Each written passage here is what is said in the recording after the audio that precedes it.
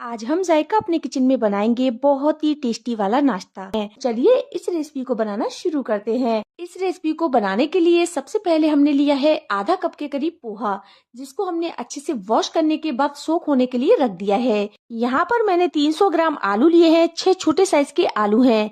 आलूओं को मैंने कुकर में उबाल लिया है और इनको ठंडा करके इनका छिलका उतार लिया है और इनमें बिल्कुल भी मॉइस्चर ना रहे और इनको मैशर की हेल्प से हम मैश कर लेंगे। तो यहाँ पर हमने इनको अच्छे से मैश कर लिया है और आलूओं में एक भी लम्स नहीं है। इसमें हम ऐड करेंगे 1 इंच अदरक का टुकड़ा और 1 हरी मिर्च, जिसको हमने मैश कर लिया है वो हम इसमें डाल देंगे। और साथ ही में हम इसमें ऐड करेंगे 1 गाजर, जिसको हमने ग्रेट करके लिया हुआ है, वो भी हम इसमें डाल देंगे। और साथ ही में इसमें जाएगी 1 शिमला मिर्च, जिसको हमने छोटे छोटे टुकड़ों में कट कर लिया है, वो भी इसमें डाल देंगे। और साथ ही में हम इसमें ऐड करेंगे मटर। तो यहाँ पर हमने आधी कप हरी मटर ली है, जिसको हमने बॉईल करके लिया हुआ है। आप चाहे तो बॉईल करके हल्का सा मैश भी कर सकते हैं। तो यहाँ पर मटर को हमने इसमें ऐड कर दिया है और इसमें अब जाएगा 1 मीडियम साइज की प्याज, जिसको हमने फाइन चॉप कर लिया है, वो हम इसमें ऐड कर देंगे। और इसमें हम डालेंगे 1 छोटा चम्मच के करीब नमक, 1 छोटा चम्मच के करीब लाल मिर्च पाउडर और 1 चौथाई चम्मच के करीब हल्दी पाउडर। नमक आप अपने टेस्ट के अकॉर्डिंग कम या ज्यादा भी कर सकते हैं।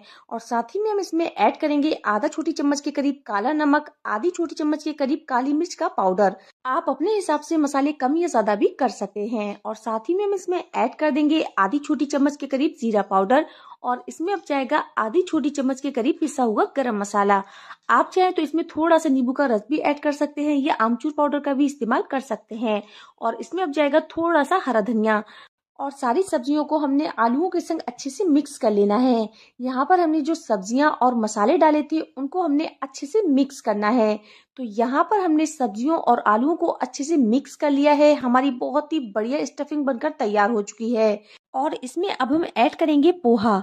तो यहाँ पर मैंने आधा कप पोहा लिया हुआ है और यहाँ पर मैं आपको एक सीक्रेट चीज बता रही हूँ। स्टफिंग में पोहा ऐड करने से स्टफिंग में जो भी पानी होगा वो पोहा एब्जॉर्ब कर लेगा, जिससे स्टफिंग एकदम ड्राई बनेगी। और इसमें हम ऐड कर देंगे आधी छोटी चम्मच के करीब धनिया पाउडर। धनिया पाउडर को ऐड करने के बाद हम इसको हाथों से अच्छे से मिक्स कर लेंगे। तो यहाँ पर आपको हाथों को अच्छे से वॉश करने के बाद इसको अच्छे से मिक्स कर लेना है। स्टफिंग हमारी बहुत ही चटपटी और मजेदार बनकर तैयार हो चुकी है। और अब हम लगाएंगे हाथ पे ऑयल। ऑयल लगाकर हम इसकी एक छोटी छोटी बॉल बनाकर तैयार कर लेंगे। तो यहाँ पर हमने नींबू के साइज की बॉल्स बनाकर तैयार करनी है। तो यहाँ पर हमने कुछ इस तरह से बॉल बनाकर तैयार कर ली है और इसी तरह से हमने सारी स्टफिंग की बॉल बनाकर तैयार कर लेनी है। तो लीजिए, हमने सारी स्टफिंग की बॉल्स बनाकर तैयार कर ली है। ना तो हमें ज्यादा बड़ी बॉल चाहिए और ना ही ज्यादा छोटी बॉल चाहिए। हमने नींबू के साइज की बॉल बनाकर तैयार कर ली है। बॉल्स हमारी एकदम रेडी है। तो चलिए अब हम चलते हैं नेक्स्ट प्रोसेस की तरफ। तो यहाँ पर हमने लिया हुआ है एक मिक्सी का जार और इसमें हम डालेंगे सूजी। तो यहाँ पर हमने 1 कप मोटी सूजी ली है और इसको हमने ग्राइंडर में डालकर हल्का सा पीस लेना है, जिससे हमारी जो मोटी सूजी है वो एकदम फाइन सूजी बनकर तैयार हो जाएगी। तो यहाँ पर हमने इसको ग्राइंड कर लिया है और सूजी हमारी एकदम बारीक बनकर तैयार हो चुकी है। तो यहाँ पर अगर आपके पास बारीक सूजी पहले से है तो आप वो सूजी भी ले सकते हैं, लेकिन हमने यहाँ पर मोटी सूजी को एकदम बारीक सूजी बनाकर तैयार कर लिया है। सूजी भी हमारी एकदम रेडी हो चुकी है। तो चलिए जब तक हम आगे की तैयारी कर लेते हैं। इसके लिए हमने एक कढ़ाई ली है और इसमें हम ऐड करेंगे 1 कप के करीब फ्रेश दही। तो यहाँ पर हमें खट्टा दही नहीं लेना है, एकदम फ्रेश दही का इस्तेमाल करना है। और इसमें हम ऐड करेंगे 1 कप पानी। तो यहाँ पर आपको जितना दही लेना है उतना ही पानी लेना है। आप चाहे तो किसी कप या कटोरी से मेजरमेंट कर सकते हैं। और इसमें हम ऐड करेंगे हाफ टेबल स्पून के करीब नमक। नमक को ऐड करने के बाद हम इसको ब्लेंडर की हेल्प से अच्छे से ब्लेंड कर लेंगे, ताकि इसमें एक भी लम्स ना रहे। तो यहाँ पर हम इसको अच्छे से ब्लेंड कर लेंगे। दही हमने ब्लेंड कर लिया है पानी के संग। और चलते हैं अब गैस की तरफ। गैस पर हमने कढ़ाई रख दी है और इसको हमने लगातार चलाते हुए पकाना है। तो यहाँ पर जो दही पानी है वो अच्छे से बॉईल हो जाना चाहिए। फ्लेम पर हम इसको पकाएंगे ताकि जो मिक्सचर है वो फटे नहीं। तो यहाँ पर हमने दही और पानी को मीडियम फ्लेम पर लगातार चलाते हुए पकाना है। ये अच्छे से बॉईल हो चुका है। तो इसमें हम ऐड कर देंगे सूजी। यहाँ पर हमने जो बारीक वाली सूजी ली थी वो हमने इसमें ऐड कर दी है और इसको हमने अच्छे से मिक्स कर लेना है। गैस की फ्लेम को हमने लो टू मीडियम कर दिया है। लो टू मीडियम फ्लेम पर हमने अच्छे से चलाते हुए इसको मिक्स कर लेना है। तो यहाँ पर हमने अच्छे से इसको मिक्स कर लेना है, इसमें एक भी लम्स ना रहे। तो यहाँ पर हम इसको लगातार चलाते हुए पकाएंगे। तो यहाँ पर जो दही दही का मिक्सचर था वो एकदम गर्म था, तो सूजी इसको एकदम एब्जॉर्ब कर लेगी। सूजी ने अच्छे से इसको एकदम एब्जॉर्ब कर लेना है और इसको हमें जब तक पकाना है जब तक जो मिक्सचर है वो पैन ना छोड़ने लगे। तो यहाँ पर जो मिक्सचर है वो हल्का हल्का सा पैन छोड़ने लगा है। तो मिक्सचर को हम निकाल लेंगे एक मिक्सिंग बाउल में और इसको हमने थोड़ा ठंडा होने देना है और हाथों पे ऑयल लगाना है और मिक्सचर को हमने अच्छे से मसलना है ताकि जो मिक्सचर है वो एकदम स्मूथ सा हो जाए। तो यहाँ पर मिक्सचर को हमने अच्छे से मसल कर तैयार कर लेना है। मिक्सचर हमारा कुछ इस तरह से हमने मसल कर तैयार कर लिया है। मिक्सचर हमारा एकदम स्मूथ हो चुका है। तो यहाँ पर हमने मिक्सचर का थोड़ा सा पोर्शन हाथ में लेना है और इसकी हमने एकदम गोल सी बॉल बनाकर तैयार कर लेनी है। तो इसको हमने राउंड राउंड करते हुए एकदम इसकी चिकनी सी बॉल बनाकर तैयार कर ली है। तो इसी तरह से हमने सारी बॉल्स बनाकर तैयार कर ली है। तो यहाँ पर हमने सारी बॉल्स बनाकर रेडी कर ली हैं। तो चलिए अब हम आगे की तैयारी कर लेते हैं। इसके लिए हम लेंगे एक नींबू की मशीन। नींबू की मशीन को हमने खोलना है और अच्छे से ऑयल से इसको ग्रीस कर लेना है। तो यहाँ पर हमने ऑयल से इसको अच्छे से ग्रीस करना है। तो यहाँ पर हमने दोनों साइड में ऑयल लगाकर इसको अच्छे से ग्रीस कर लिया है। और अब हम एक बॉल उठाएंगे और नींबू की मशीन में इसको रख देंगे और इसको हल्का सा हम प्रेस करेंगे और मशीन को हम खोलेंगे तो जो हमारी बॉल है वो कुछ इस तरह से बनकर तैयार हो जाएगी। तो यहाँ पर ये बहुत ही आसानी से बनकर तैयार हो जाती है। और इसके सेंटर में हम रखेंगे आलू की स्टफिंग की बॉल।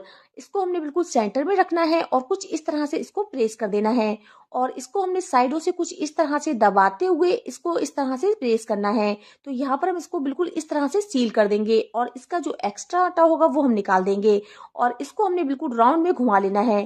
तो यहाँ पर हम इसको बिल्कुल गोल शेप देंगे। कुछ इस तरह से हमने जो कचौड़ी है बनाकर तैयार कर ली है और इसके सेंटर में हम रखेंगे जो हमने चटपटे आलू की स्टफिंग की बॉल बनाकर तैयार की है वो हम इसमें रख देंगे और हल्का सा इसको प्रेस करेंगे और साइडों से हमने कुछ इस तरह से इसको दबाते हुए बिल्कुल सील कर देना है। तो यहाँ पर आपको इस बात का बहुत ज्यादा ध्यान रखना है कि कहीं से भी ये खुले नहीं, बहुत ही अच्छे से इसको सील करना है।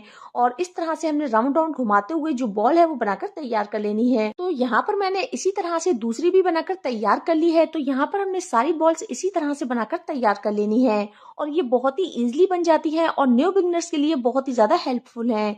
तो यहाँ पर हमारी सारी बॉल्स रेडी हो चुकी हैं। तो चलिए अब हम चलते हैं गैस की तरफ। गैस पर हमने एक कढ़ाई में ऑयल को अच्छे से गर्म कर लिया है और गैस की फ्लेम को हमने मीडियम कर दिया है।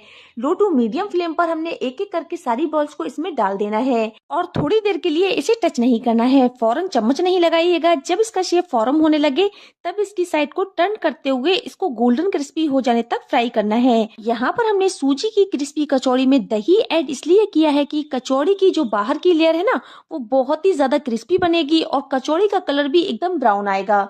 तो यहाँ पर हमने इसको उलटते पलटते हुए अच्छे से फ्राई कर लेना है। तो यहाँ पर आप एक बार इस रेसिपी को जरूर ट्राई कीजिएगा और अपना फीडबैक हमें कमेंट के जरिए जरूर दीजिएगा।